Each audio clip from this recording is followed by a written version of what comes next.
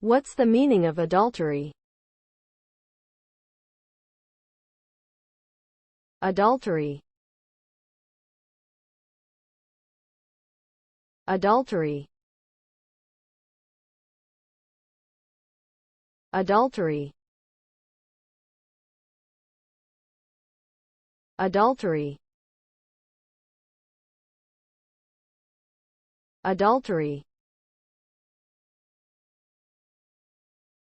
Adultery refers to the act of a married person engaging in sexual activity with someone who is not their spouse. It is considered a violation of the marital commitment of fidelity. Adultery can lead to a host of negative consequences, including emotional pain and suffering for both the betrayed spouse and any children involved.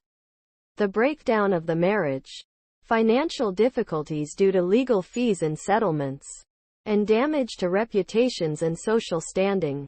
In some cultures, adultery is also considered a criminal offense punishable by law.